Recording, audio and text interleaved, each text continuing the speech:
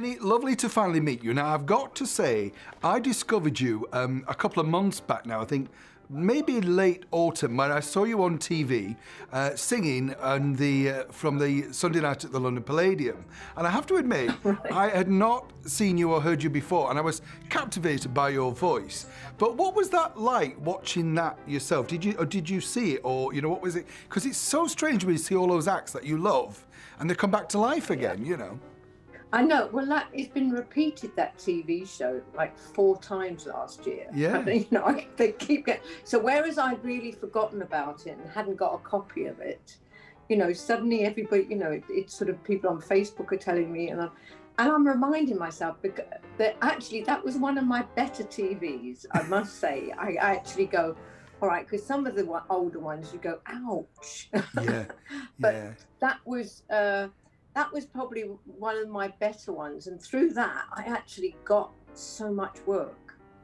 Oh wow! So but you'd been at the Palladium already, though, hadn't you? You'd done the season there yourself, am I right? Or was that your first time on the Palladium? I think that was the first time. I did do a season with Frankie Vaughan. I think that was the first. It was 74. I have to check the dates, but yeah. I mean, I remember the outfit I had.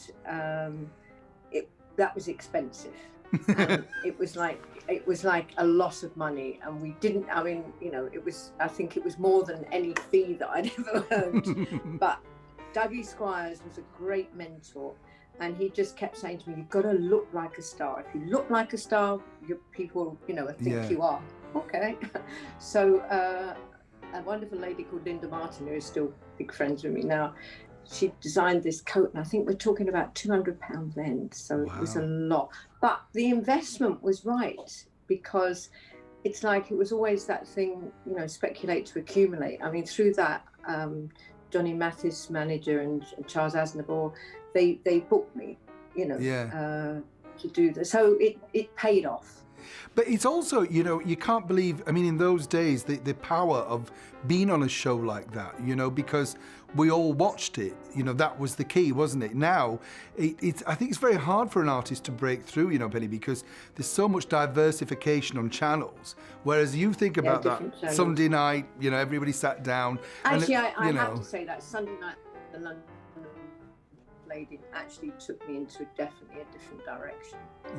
Yeah. And I think it was having the whole new style, and I mean it's one of those things that, you know, even with my hair it was changed, and the whole, so it didn't, it sort of doesn't look that old-fashioned now even. No, that's what I mean. It's a very, because your outfit was worth the money, let me tell you. You look lovely. So tell me, were you nervous being on the Palladium, or was it just, as you say, another gig? Because that was a big event. I was actually. Because I was so young as such, I think 23 or 24 or something like that, Palladium didn't really mean that much to me. Yeah. Do you know what I mean? Yeah, because you're young, yeah. And I just think that you tend to just get on with it, and I think I must have. I think it was. We had lots of rehearsals and so on and so forth. So I think by the time you get to do the show, you're just worried that you can still have your voice, if you know what I mean. Otherwise. Who was the top of the bill? Can you remember on that show? Who was the person? Sasha Distel. Oh right, and all the women loved Sasha, didn't they? Sasha Distel. The Drifters, because I closed the first half, and I remember and I was really surprised at that. Sasha Distel. But the bit that really I loved more than anything, and I remember thinking that was my big thing that I'd always wanted, was going round on that revolving stage. Da da da da da da.